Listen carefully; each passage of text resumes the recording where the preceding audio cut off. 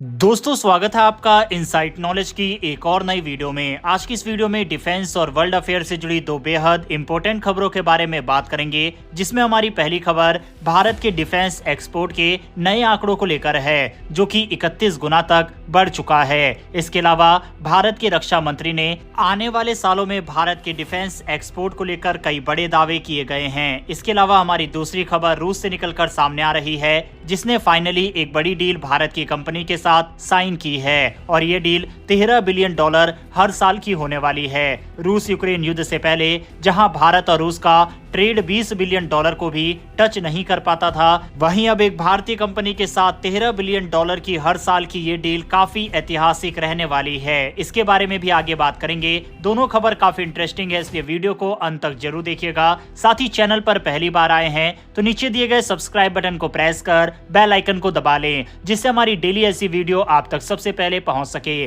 तो चलिए शुरू करते हैं इस वीडियो को। पहली अपडेट की बात करें तो भारत अपने आत्मनिर्भर भारत अभियान को तेजी से आगे बढ़ा रहा है। भारत डिफेंस सेक्टर के साथ साथ तमाम क्षेत्रों में काफी आगे निकल चुका है और दुनिया को मैसेज जा चुका है कि अब भारत खुद की जरूरत के साथ साथ दुनिया की भी मदद कर सकता है। इसी का एक बड़ा उदाहरण है डिफेंस सेक्टर में बढ़ता हुआ एक्सपोर्ट। दरअसल बता दें कि साल 2023-24 में भारत का डिफेंस एक्सपोर्ट 21,083 करोड़ रुपए पहुंच गया, यानी कि आत्मनिर्भर भारत की ओर यह एक बड़ा कदम है। साथ ही विश्व में भारत का एक संदेश भी जा रहा है कि अब भारत धीरे धीरे न सिर्फ डिफेंस इंपोर्टर बल्कि बड़ा डिफेंस एक्सपोर्टर देश भी बनने जा रहा है। बता दें कि साल 2013-14 में जहां डिफेंस एक्सपोर्ट केवल भारत का 686 करोड़ रुपए था, वह अब 21,083 करोड़ रुपए पहुंच चुका है। पिछले 10 साल की तुलना में यह 31 गुना तक बढ़ा है। 2022-23 में भारत का डिफेंस एक्सपोर्ट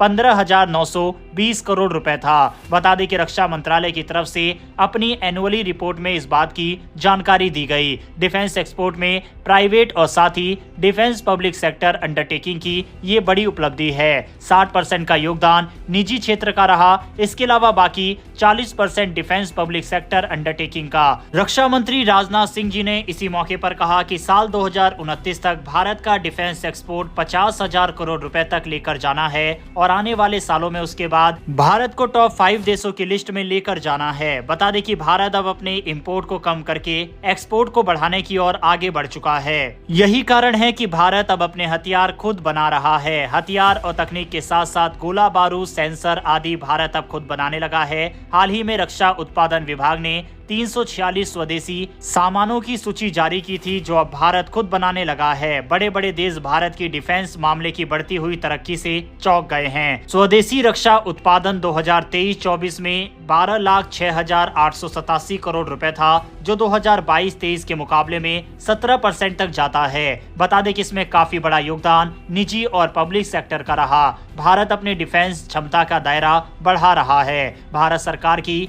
बदलती हुई नीतियां डिफेंस उत्पादन और निर्यात प्रोत्साहन नीति में अहम रोल निभा रही है। हिंदुस्तान एरोनॉटिक्स लिमिटेड के साथ डीआरडीओ और पब्लिक सेक्टर की कंपनियों ने जब हथियार बनाए तो उनके साथ प्राइवेट सेक्टर की कंपनियां जुड़ी। इसीलिए भारत अपने डिफेंस को मजबूत करने में कामयाब हुआ। अब कई बड़े बड़े देश भारत के साथ डिफेंस डील कर रहे हैं और भारत के हथियार खरीद रहे हैं। एशिया और अफ्रीका के देश इसमें शामिल है। Bharat missile defence system, rocket launcher, radar आदि इस तरह के हथियारों को लगातार एक्सपोर्ट कर रहा है। यही कारण है कि आने वाले समय में भारत का डिफेंस एक्सपोर्ट और भी ज्यादा बढ़ने की उम्मीद है। बहरहाल बढ़ते हमारी दूसरी खबर की तरफ, जो कि भारत और रूस से निकलकर सामने आ रही है। भारत और रूस केवल बोलने के लिए नहीं बल्कि जमीनी स्तर पर भी अच्छे दोस्त हैं। बता दें कि यूक्रेन के साथ युद्ध के बाद अमेरिका और तमाम बड़े देशों ने रूस पर कई तरह के प्रतिबंध लगा दिए थे, लेकिन इसके बावजूद भी भारत रूस के साथ खड़ा रहा और अपने व्यापार को कई गुना बढ़ा दिया। इसका एक और एग्जाम्पल देखने को मिला। दरअसल रूस की सबसे बड़ी तेल कंपनी और भारत की रिलायंस के बीच में एक बड़ा एग्रीमेंट अब साइन हो चुका है। इसको लेकर 10 से 15 दिन पहले खबर आई थी कि भारत और रूस के बीच में ये 10 साल का एग्रीमेंट साइन हो सकता है और अब ये दोनों देश इसको लेकर आगे बढ़ चुके हैं। आपको बता दें कि ये एग्रीमेंट न सिर्फ 10 सालों का होगा,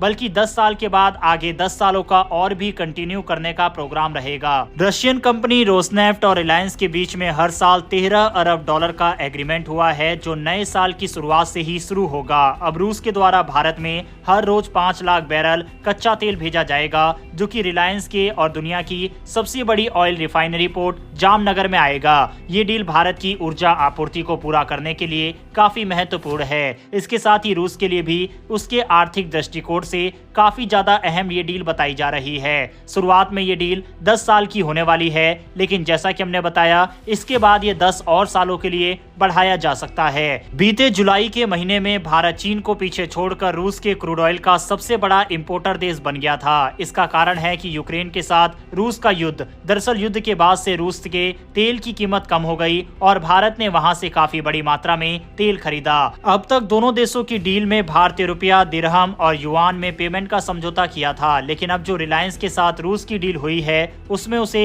रूबल में यानी रूस की करेंसी में पेमेंट की जाएगी। इसके लिए भारत के HDFC और रूस के बैंक के साथ समझौता हुआ है। बता दें कि रूस को एक स्थिर और बड़े ग्राहक भारत के तौर पर इस समय मिल गया है।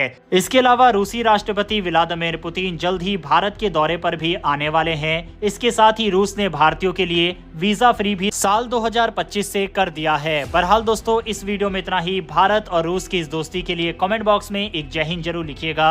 इन्फॉर्मेशन और वीडियो पसंद आई हो तो वीडियो को लाइक करके हमारी आने वाली डेली ऐसी वीडियो के लिए चैनल को सब्सक्राइब कर बेल नोटिफिकेशन अवश्य दबा लें। फिर मिलेंगे ऐसी एक नई वीडियो के साथ। धन्यवाद। जय हिंद।